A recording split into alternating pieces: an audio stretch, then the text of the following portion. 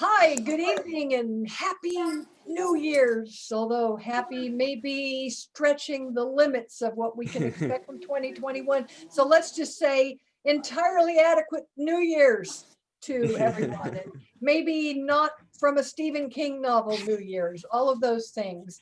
I'm Leanne Joshua. I'm going to be your host for tonight's Bleepin' Funny, where we bleep ourselves so you don't have to. We've got six very funny people who are wanting to make you laugh tonight. I've put on makeup and a bra and a sheet hanging behind me. So I am really prepared for this tonight. We're going to keep it short this evening because I know that Zoom comedy can be a little hard on your eyes and distracting. So everybody's going to do about a 5 to 6 minute set. And I'm going to try to manage the room while being the host. So woo! I should have taken another gummy, I guess. We're really happy to have this many people in the room. It is delightful that you're all here because I know you had other options for the evening that included going to the bathroom, going to the bathroom, all of those really, really funny things that you can do. So we're going to go ahead and get started with your first comedian. Are you ready? Yeah. Woo! All right. So I did not ask anybody to write me a bio, so I'm just going to say a few words about each of these people since I know them. So your first comedian is Bethany Grace Howe, and Bethany not only got her doctoral degree right before I think the pandemic set in, she actually got a job, which is a miraculous thing to happen during a pandemic, and she's drinking chocolate wine. So really, give it up for one of Eugene's favorite funny people, Bethany Howe. Yeah. Chocolate wine. It's one of the fine wines of Indiana. Yeah, I did get a job, and I will. I'll get into that in a few minutes. And unlike Leanne, well, like Leanne, I wore makeup tonight. Unlike Leanne, I am not wearing a bra. In fact, I'm not completely sure where any of mine are anymore, but that's okay. It's no secret that 2020 has kind of been a year of unmitigated disaster. And one of the things is that I think a lot of people like to complain and they don't do anything about it. And so I've actually put some thought into how we could make things better. And one of the things I've noticed is that people are very blasé now about, not following social distancing protocols. And it's like, they're going to take my temperature when I go in. And if I'm fine, it's no big deal. And so I think one of the things that I am in favor of is, while I'm all in favor of continuing to take people's temperatures, I'd like to go back to the way we did it in the 70s, which was doing it rectally. And I know from personal experiences that I would do nearly anything to avoid that, including not going out in public, which actually would be mission accomplished. One of the things that, that not having gotten enough of one complete societal calamity / disaster, I decided to go work in the midst of another one. And so now I work in fire relief in Otis, Oregon. And in a year when it seems like the entire state burned up, or at least 1 million acres of it, an enormous number of people don't even really know we had a fire. We were only 2,500 acres of the million. And so it's almost like, from a size standpoint, we have an inferiority complex. It's like, it's a little bit like being men with a Ferrari, but 300 homes, which was second most of all the number of homes lost. So we are actually the second biggest. And that's, I don't know if that's something you brag about.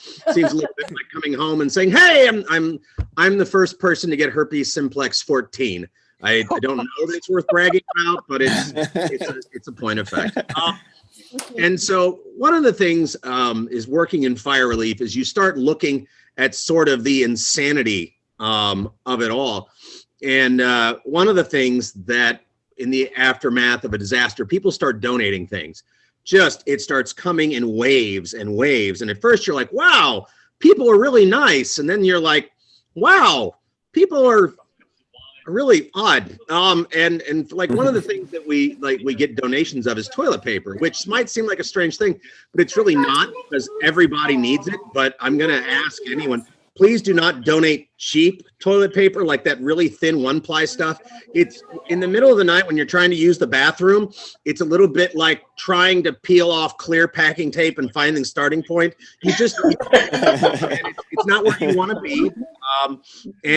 And also, please don't buy the cheap stuff that pills up. TP should not be a pharmaceutical. That's just a belief I have.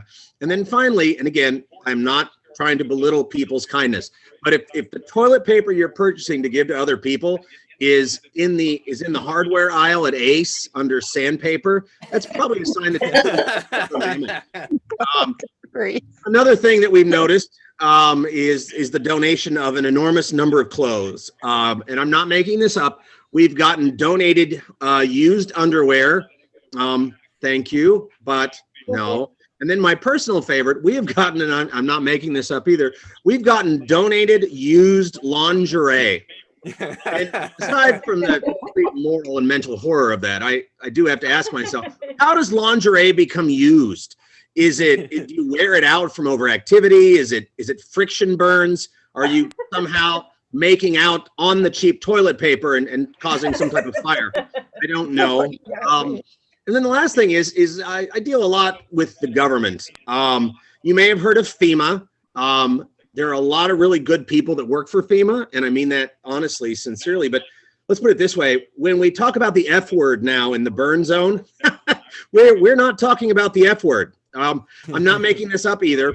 The county where I live, the FEMA paperwork is so confounding that they've had to hire a consultant to explain to them how to do the paperwork. That's right. The government doesn't know how to fill out government forms. They have to hire someone who is not in government, which tells you all you need to know about government. Now, there is some good news out of this, and because of all the disasters and everything else, everybody is getting a maximum load up on their food stamp card. Personally, I have one. It's great. And I found this out. You cannot buy alcohol on your food stamp card, but you can buy all the mixers that go with it. I have several gallons of Bacardi margarita mix, courtesy of the state of Oregon. And I think as a result of dealing with the state of Oregon, they should just go ahead and throw in the tequila, but that's just me. And that's really it. But I do want to say this, is that the people that live in these areas truly are very resilient people. And I love them, and I'm not mocking them. I think one of the things that somebody suggested to me as we were looking at all these burned trees and everything else, they said, you're from Eugene, aren't you? And I was like, yeah. And they were like, I think we should put this stuff on Etsy as organic, pre-seared firewood. And I thought, that's right. And I thought, that's a big seller in Eugene. Now we just need y'all to come get it. So thank you very much. Happy New Year. And Yay! best of Indiana. Thank you so much, Bethany. Thanks, Bethany. Nobody has taken my temperature during the whole pandemic, but I did go up to my UPS guy and tell him he looked hot. So does that count? I am making that up. So thank you very much, Bethany. Let's move on to our next comedian. I got to say, there's been some really highlights in 2020. And one of the highlights in my 2020 is I've gotten to really get to know some new people and know them fairly well. And our next comedian, Jamie Colson, is one of those people. She has joined our improv troupe, Out of Our Minds Improv. She's extremely talented as both an actress and a comedian, and been a bright spot on our improv troupe. So give it up for Jamie Colson. Nice, Jamie. Right. Hello, everyone. It is the last day of 2020, finally. Even though I don't think it's finishing tomorrow, but hopefully soon. I've noticed this year, I've been on my phone constantly, whether that's checking the fire updates or the COVID updates, murder hornet locations, all that stuff. And I've actually noticed that I'm trying to do stuff with my left hand to compensate now. So I brush my teeth with my left hand, open doors, do random stuff. If I'm gonna masturbate with my left hand, I gotta put aside 30 to 40 minutes. It takes a really long time. And I actually haven't really sold my boyfriend on the left-handed hand jobs, but we have 2021 for that. So anyway, moving on. Workout. Yeah, it's a new workout. Yeah.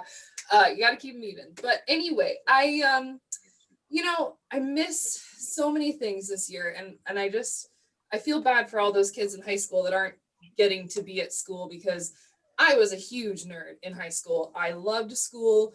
I actually lettered in 3 very important things. I lettered in bowling, I lettered in debate, and I lettered in drama. So basically, it was a triple threat to be a VIC, a virgin in college. And this was not my initial dream. I did not want to go to college a virgin. I even tried so hard. I went to band camp every summer. I watched all the American Pie movies. I thought Jason Biggs was going to come like whisk me away and take my virginity, and that did not happen. I would even like do my Kegels. I really hyped myself up. And unfortunately, at these band camps, the boys there were taught consent, and they were actually there to learn. We had these like great opportunities, though. We had dorm rooms where we slept. We had practice rooms, which are small padded rooms that are mostly soundproof. They have one small window, but like I said, every time I got a boy in there, they just wanted to play music, and it was awful. So by the end of it all, I basically felt like a Costco sample lady with all these great treats, and no one took one thing. Aww. It's like, are you sure you don't want to just like, here's a coupon, you can think about it, come back later? Like, no one went for it. So anyway, something else I've been reminiscing about is how much I love bowling. I truly miss it. I worked in a bowling alley. I did it in high school. I had my own ball. That's true. I had my own shoes. This is not a joke. That's how much I love bowling. And I've been driving around seeing these empty bowling alleys, and no one's in them. I'm like, who's dick or clit something? What do I have to lick to get into a bowling alley? Because I just want to. And I'm so sad that I can't go bowling. Another thing I truly miss right now is karaoke. Most of my friends don't, because they half the time wouldn't go with me.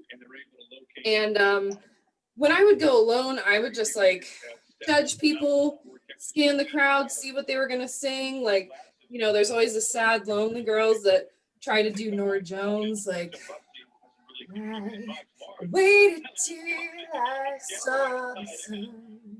And then there's always like some overweight bearded guys trying to do like Eddie Vedder, Pearl Jam, like then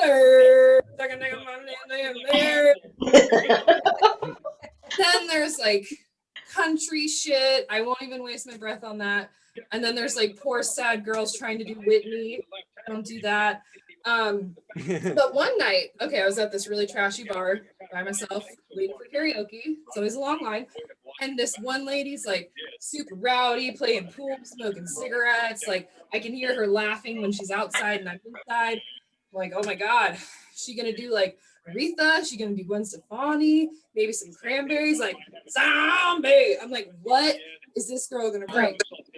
And so she finally gets up there, and her song is Candy Shop by 50 Cent. So I'm like, okay. I could see that, like, so seductive. Like, I'm ready for it. And so she gets up there, right? And then she just so quiet. She's like, Candy Shop, I'll let you lick the lollipop. Go ahead, girl, don't you stop. You're going to hit the spot. Whoa. And I was like, this personality does not match the girl who was just like using a pool stick, pretending it was a dick. And then she's up there doing this. It was a huge letdown. I basically felt like I was at the new Fast and Furious movie, but it was all smart cars going the speed limit. Like, not even fit in there. It was weird. But anyway, take shots, whatever the shots we need, and let's get through 21 together. All right. Thank that's you, it. Yeah, good job, Jamie.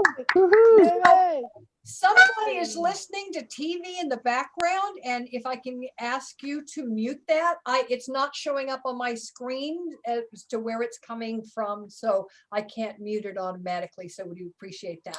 Thank you so much. I believe that Gabby is in the room now. Gabby, are you? Yes, Gabby's in the room. Yay, Gabby! So Yay, our next Gabby. comedian, Hi, Gabby everybody. Jesus. You walk into a room and I'll put you on next. And so Gabby is not only a fabulously funny comedian, but was this your first movie that was released this year? It was. I got to kiss a girl. Gabby. And she got to kiss a girl and be the sex She was, symbol she was in the movie. 18. She was 18. And you got a ticket on the way home too, covered in paint, right? I did. I got a ticket. So But Gabby has had more adventure than the rest of us, apparently. So give it up for the very funny Gabby Jesus. Yay, Gabby! Woohoo. Yay. So Happy New Year, everybody.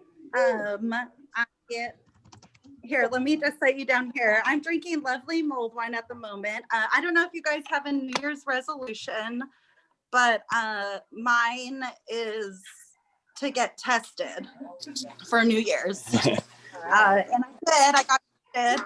And in case you guys are wondering, get I inside, did not.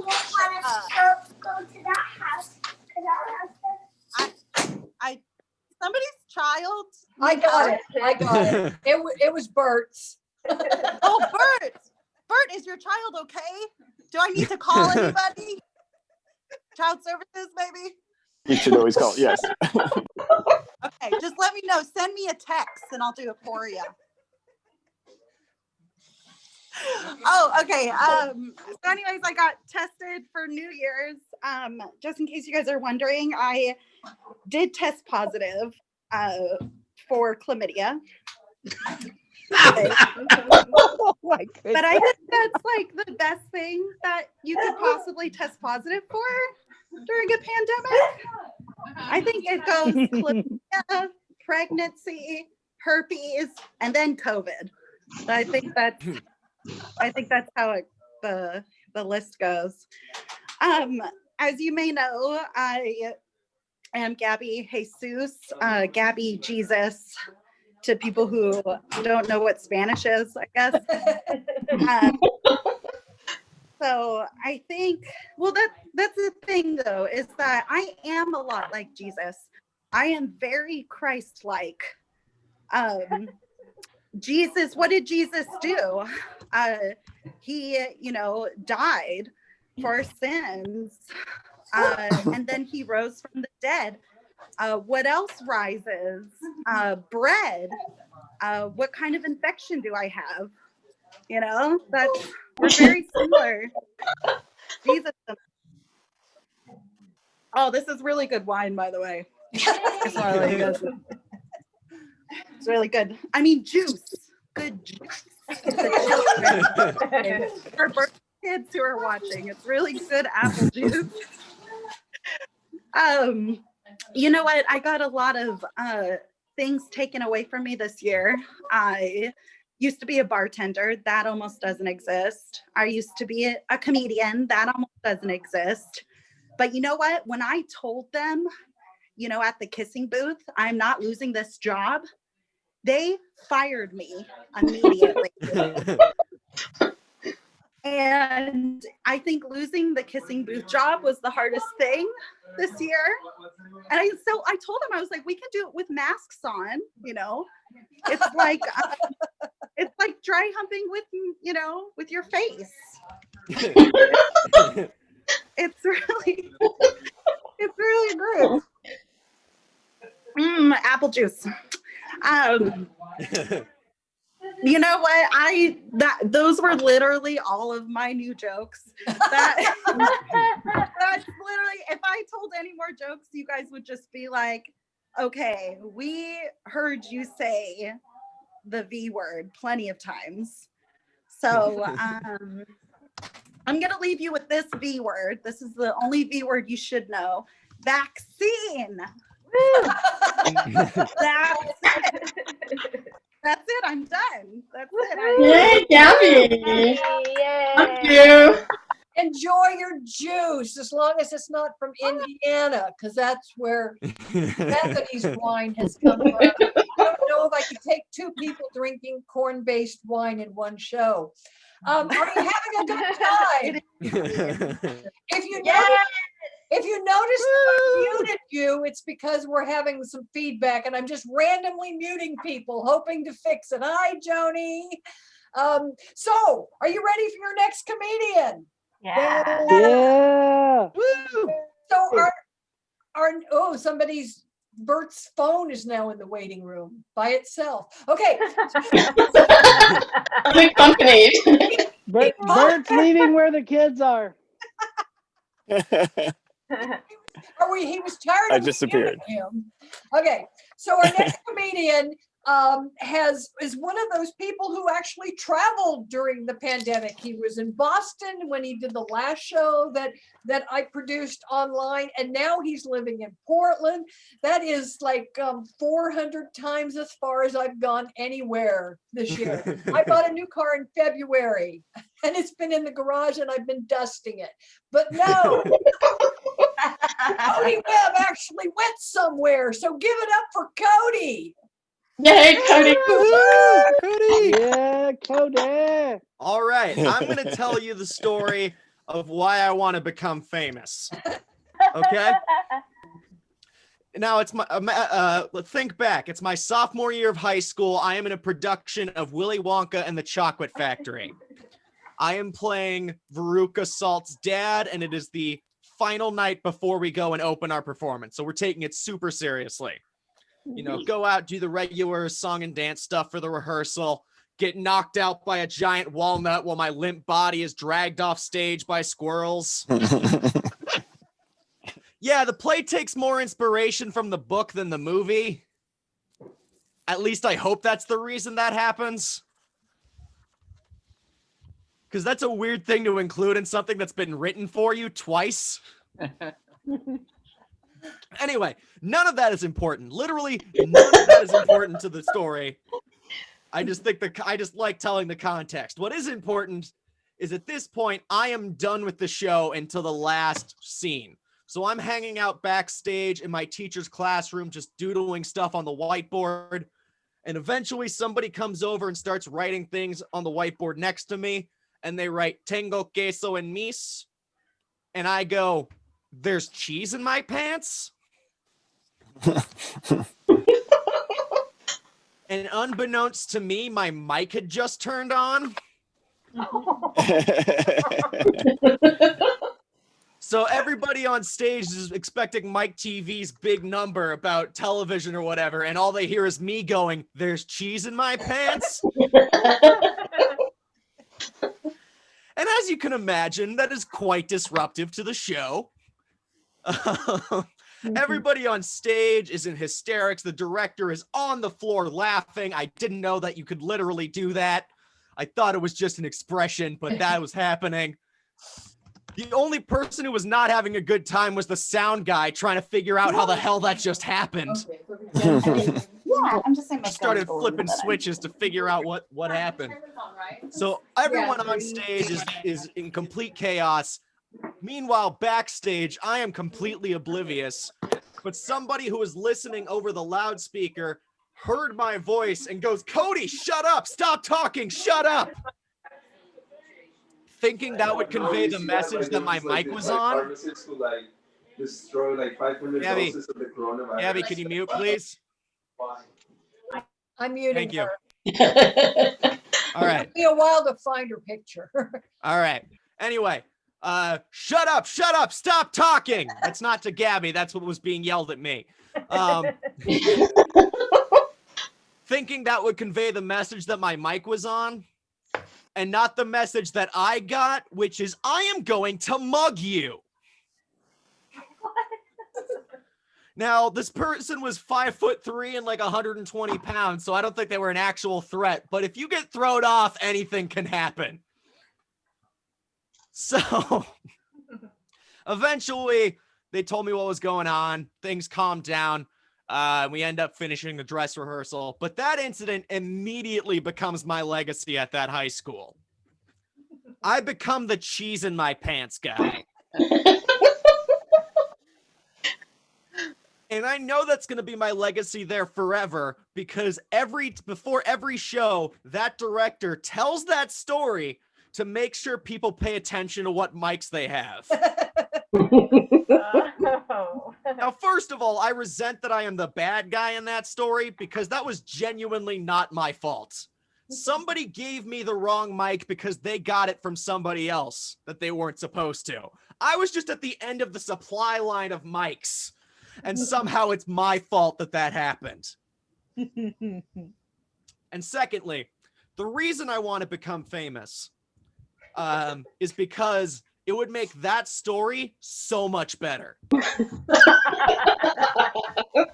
Like, imagine if that teacher was telling the story and at the end was like, and who was the cheese in my pants guy? None other than famous rapper Cody Webb. What? You're telling me the cheese in my pants guy was the notorious COD the whole time? I didn't even know he went here. Also, yes, you did hear me right. I do want to become famous, not for the fame and the fortune, but to make somebody else's story like 30% better. But I'm a very selfless person. So, like, even though it's going to completely wreck my mental health, I'll be fine, okay? Y'all know me, okay? You know there's nothing up here worth saving. It'll be okay. Look, I'm a clearly very broken person. Fame cannot do any more damage to me than has already been done. All right. I think I'm going to end it there. Thank you very much. I've been Cody Webb. Yay, Cody! I don't ever want to be famous because it scares me that people might recognize me when I have cheese in my pants. And so I'm never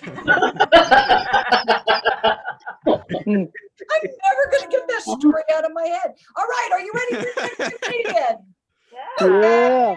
Next comedian is a very good friend of mine, a member of Outer Minds Improv. She was one of the co-stars of our 2 women, but really 3, comedy show last year. Can you believe it was only last year, called Six Husbands No Estrogen? Give it up for Melody Dodd. Woo! I'm hiding behind that beautiful tie-dye. Hi, I'm Melody. I'm grateful to be sober and fully clothed from the waist up. So I know those laughs. Thank you. I appreciate any laughter. I'm feeling a little rusty. It's been a while since I've gotten to do any sit-down comedy. So I'm thank you, Bert. And I'm a little bit, and also I'm in another person's home doing that, so that's different. So if you don't there's not enough Disney paraphernalia surrounding me that's how you know it's not my house. So thank you. Have you guys been hearing all the fireworks going off early? No. Yeah. Enough about my ex-husband. Sorry. No, that's not true. He had perfect timing. And I want to say one more thing about 2020. I think 2020 is super symbolic. It means that we see things clearly, like you do when you have 2020 vision. And but with my friends, many of them mistakenly thought it was for 2020. They've been smoking pot the whole year, and that's fine because it stimulates the local economy. It also makes them hungry, so they call the delivery people and the fast food people. So it's like a stimulus package. I threw myself back. Okay, let's see. I love knowing that the classy Jamie Colson is a bowler. Who would have predicted this is her long suit?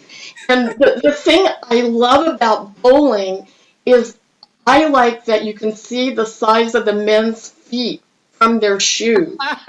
You're like, oh, and so one of these days, if you ever come up to a bowling alley and they don't have your size, it's because I stole your size. I definitely want a pair of shoes that advertise the size that I'm wearing. So look, see, those don't have any size on them at all. Thank you for laughing at that. I have a new boyfriend, and it's very exciting, and I like him so well that after the holiday, I'm gonna take him to Costco and buy him some batteries. So thank you for laughing. Oh, let me see. But the other thing, actually, I don't blame my 420 friends for smoking because in Eugene, the pot stores are more prolific than Starbucks. There's like constantly, there's certain neighborhoods, if you drive through them, I swear you get a contact high just from the ambient air. So I'm sure if that's a trigger for people, they would just go directly into the store. So fortunately, I really never did pot. I'm just an alcoholic. So I never got into the recreational stuff. But what I thought I'd share for you is how 2020 has made us into the top 10 sci-fi people, or characters, sci-fi characters. So these are the top 10 sci-fi characters that 2020 has turned us, or morphed us, in sci-fi they say morphed us into. So number 10, top 10 sci-fi character 2020 has morphed us into is the Predator. What happened was we heard the announcement that there was TP and hand sanitizer over the PA in Weimar, and we leaped over the counters to get to them. So that's how we became the Predator. What's worse than a little no laughter is the polite laughter that I just heard broke you. You can't hide that polite laughter. Okay, so my friend volunteered to listen to these jokes ahead of time, and I told him I like to go in fresh. I don't want to know if these are funny or not. I'll just wait and find out if people think so. So we're off to a raging start. So the number 9 of the top 10 sci-fi characters 2020 has morphed us into is R2-D2. In my case, I've gotten shorter and rounder, and everything I say has to be bleeped. Thank you. See, that was more sincere. I like that. Okay. Okay, this might be a stretch because it's a little older sci-fi character, but the men who know this character will never forget her. Number 8 sci-fi character we've been morphed into is Barbarella, because what you might say is, "Hey Ella, you need a barber. You need a haircut." Thank you. Who's snoring with that? I don't recognize it. Okay. Oh my God. Okay. This one is you'll know this person. The number 7 sci-fi character we've morphed into is Princess Leia Round, complete with matching cinnamon bun earmuffs. So I've turned it to her. I've been laying around a lot. Okay. Number 6. There's a tie for number 6. So it's Dana Scully and Fox Mulder. And this has happened because we're so starved and deprived of human company that we're going through our X-Files to see who we can. Oh, Thank you. gross. Okay, Jennifer, I know you're out there. Okay, so that was a tie. So that, but it doesn't count as two. That's still only the sixth one. Okay. Number 5 of the top 10 sci-fi characters we've been morphed into is Yoda. And it's like not you specifically, but it's what you want to say to people with their masks below their noses. You say, Yoda, dumbest effer in here. Pull up that damn mask. Thank you. Or maybe when he say, dumbest one in here you are? Or maybe that was a Yoda. That was supposed to be Yoda. Okay, the number 4 of the top 10 sci-fi characters we've morphed into is the HAL 9000. You say, open the pod doors, HAL. I want to go outside into a crowd, hear music, and dance on New Year's Eve. And HAL says, I'm afraid I can't do that for you, Dave. So, it's a quarantine joke. So, yeah. I want to leave. That was really funny. It shows you how out of it. But I'm afraid I can't make people laugh for you, Melody. Okay. Number 3 is Lilu from The Fifth Element. Because she's wandering around with zero knowledge of how the culture currently works. She's hoping Bruce Willis will rescue her. So that works for me. Like, multi-pass. Thank you. I'm almost done, so thank you for hanging in there with me. Number 2 most of the top 10 sci-fi characters we've morphed into is Doctor Who. And and the way that that's appropriate for this year is you're wondering who the next doctor is that harebrained idiot in the White House is going to walk out in front and act like they know what they're talking about with COVID. So it's like Doctor Who? I've never heard of this person. Okay. And okay. And who said that? Got the new doctor. I think whoever said that might have cheese in their pants. I'm not sure, but they might have that. So, Is it hard or soft cheese?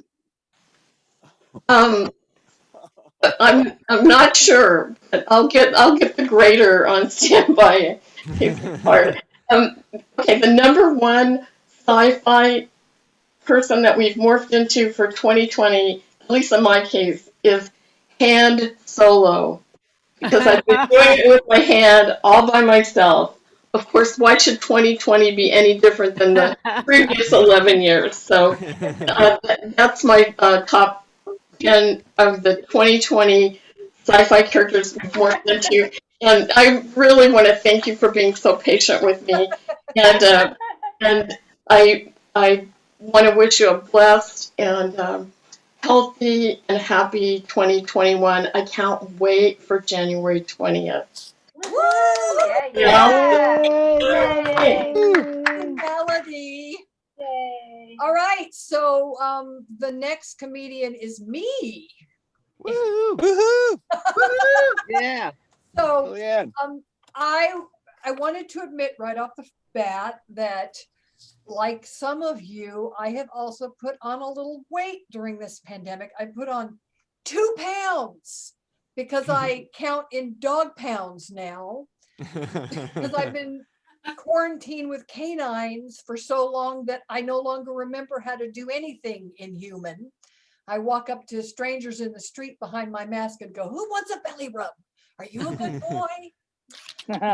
So I decided before I went on this show that I thought I would depress myself by looking at my 2020 New Year's resolutions. And they were exercise more, spend more time with friends, and travel. Very depressing. So I decided I would still write some resolutions for 2021, but I want to keep my expectations low, and I don't want to, be in a situation where I can't deliver anything to myself. So my resolutions for 2021 are survive. That's my number one. Number two, order a second pair of pajama bottoms because I have worn out the seat in this pair that I'm currently wearing. And kick a trumper in the balls. So if you know a trumper who needs to be kicked in the balls, I have been practicing kickboxing. So please send them to me. I need to get rid of this energy somehow. So usually by now, at this part of the year, I would have purchased, maybe back in September, a weekly planner for the new year to put all the things I expect to do and I have on the calendar. I have not done that this year. I decided instead of a planner, I'm just going to keep any appointments I have on cocktail napkins. And that way they can serve two purposes. The only problem is I don't really drink.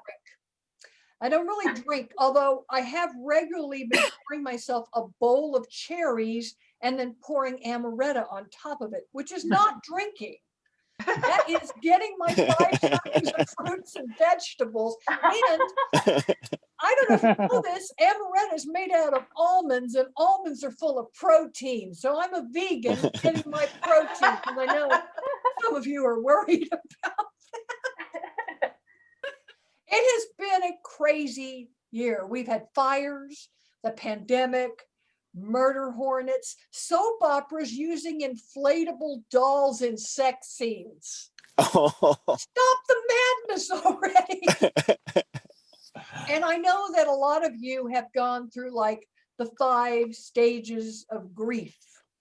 But I think the 5 stages of grief are a little different in COVID. So the first is denial. That one works. The second is filing for unemployment insurance for the first time. The third is Googling symptoms. I can't taste anything but jalapeno. My left eye won't stop twitching. I have a unibrow. Is it COVID? The fourth stage is laundry. That is a stage you should get to. If you haven't already reached the laundry stage, it's time. You need to move to the laundry stage. And the fifth stage is silently screaming into a body pillow shaped like Jason Momoa that I may have binge purchased one night after eating a cherry. So I've been good. I know a lot of people have been going out and doing stuff. I basically have stayed home most of the time. And I've discovered something about myself. I've always known that I'm mostly an introvert. And that is true of a lot of comedians. People don't realize that comedians, we like to go out on stage in lieu of therapy and talk to you for 10 minutes and then go home. But I am not an in all the damn time trovert. That is a whole different category of introvert. You're a half trovert. I'm a half. I miss like Friday or Saturday nights hanging out doing comedy and listening to music and being with my friends. Now it's like I celebrate putting on a bra by doing a shot of butterscotch pudding. It is not the same thing. I've watched a lot of stupid television.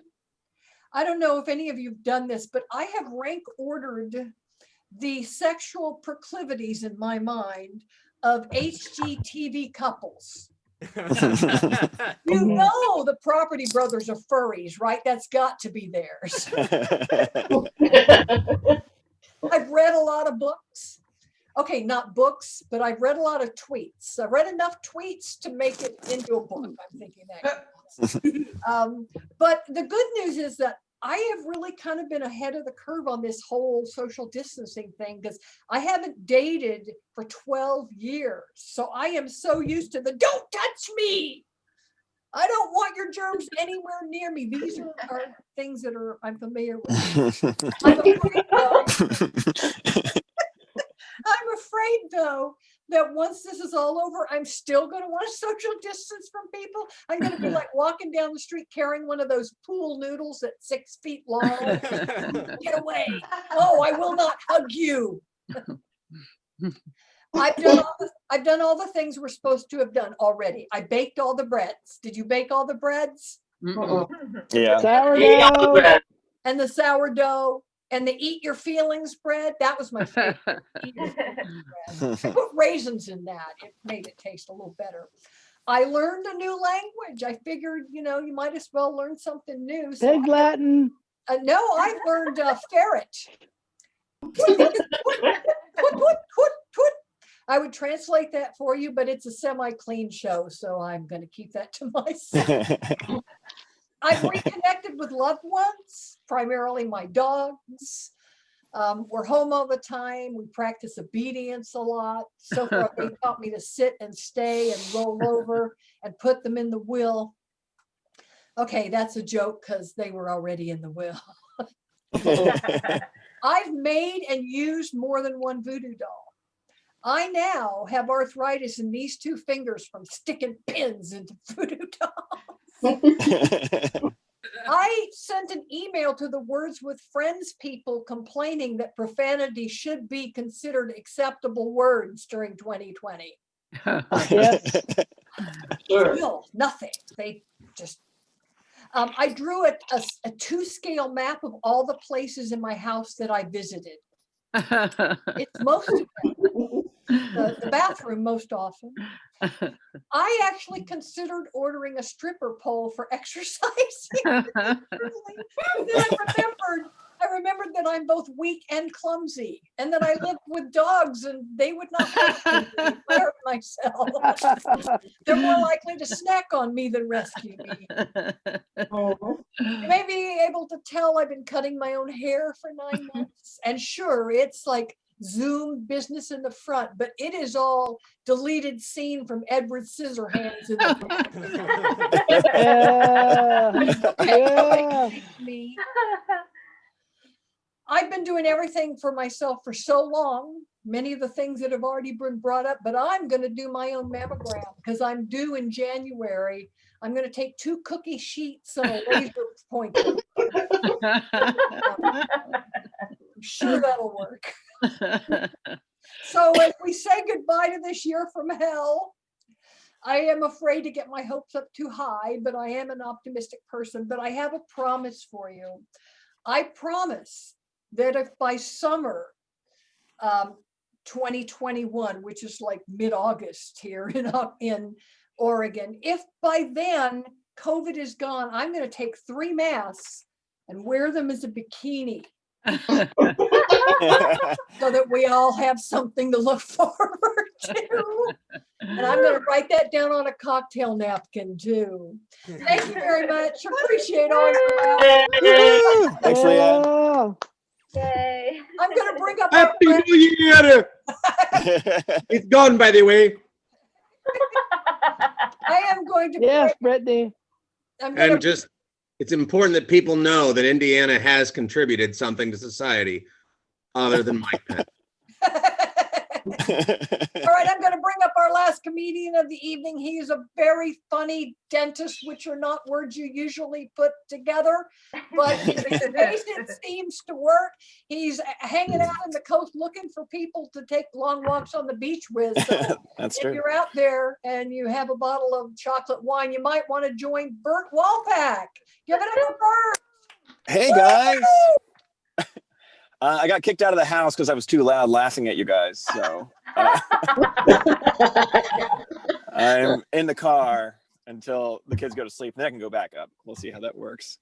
But thanks for putting this together. It's so nice to see your guys' faces. I got to do some fun comedy. Our asses faces? Oh, there we go. That's what I was looking at. We had a fun gig that we got to do out at the park this year. And 2 Eugene police officers came there because I heard some commotion. And they stayed for all our sets. And I had a good set, but I can't remember what I said. But I called Eugene PD and asked them if they had the body cam so I could watch my set over again. It was a really good set on hand motion. So they serve many purposes, is what I'm saying. Yeah. Some people have problems with the police. I think they're really loud sometimes, and I hate that song Roxanne, but otherwise it's not that bad. Right? That's a stretch. Leanne, I know you're talking about making bras from the mess. I thought my wife bought like a really hot bikini, and then I looked at it and I was like, oh, she got a mastectomy. And I was like, oh no, no, it was a mask. Okay.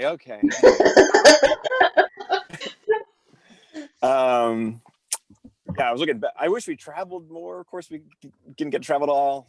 In 2015, we went on a honeymoon. My wife and I went to Thailand, and we are so comfortable with each other that about 3 days in the honeymoon, she decided to see her friends in Corvallis in Cambodia while I stayed in Bangkok for 2 days by myself. And that's how strong a relationship was. And I remember like riding the train home from Bangkok to the Bangkok airport where I was staying at a hotel, and some guy from China was like, hey, what are you doing in Bangkok? And I was like, oh, I'm here on my honeymoon. And he looked at like the empty seat next to me on the train, and he was like, oh, I get it. White guy in Bangkok, honeymoon, gotcha. So I bring that up because we had some strange news at first. I found out that we're pregnant about a month ago, and I'm really excited. It's like the only good thing that's come out of COVID.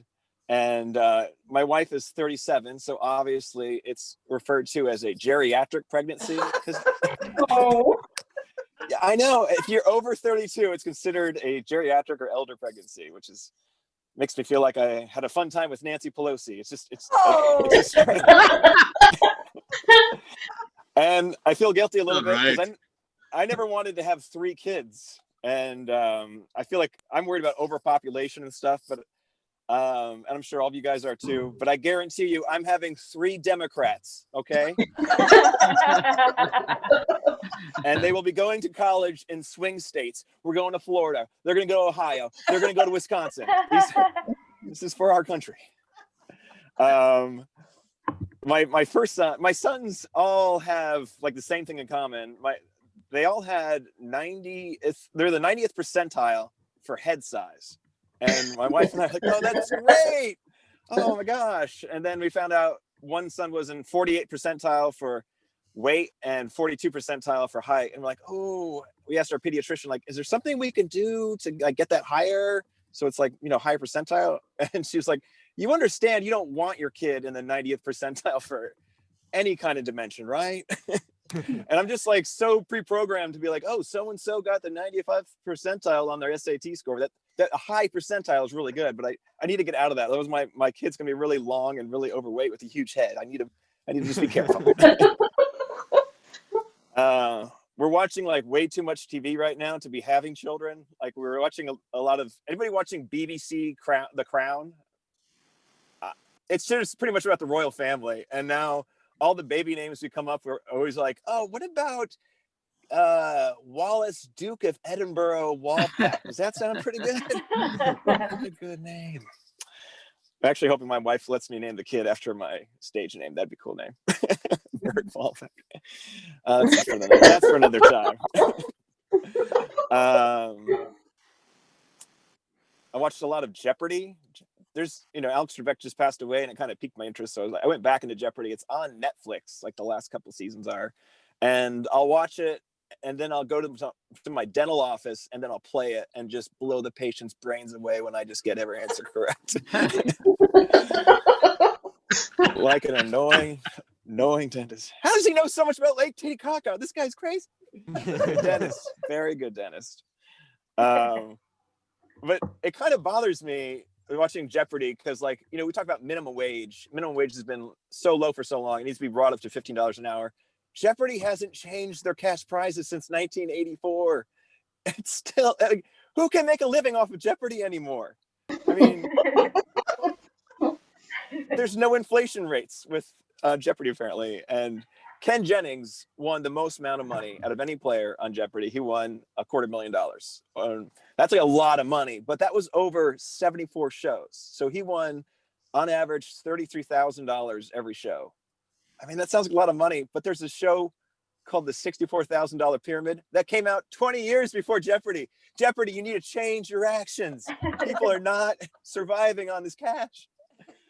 And no one ever talks about with Jeopardy is like, if you answer some wrong questions, you go into the negative. You'll be like, oh, Jed is at negative 14,000. You're like, oh man, does he owe Alex Trebek money at the end of this?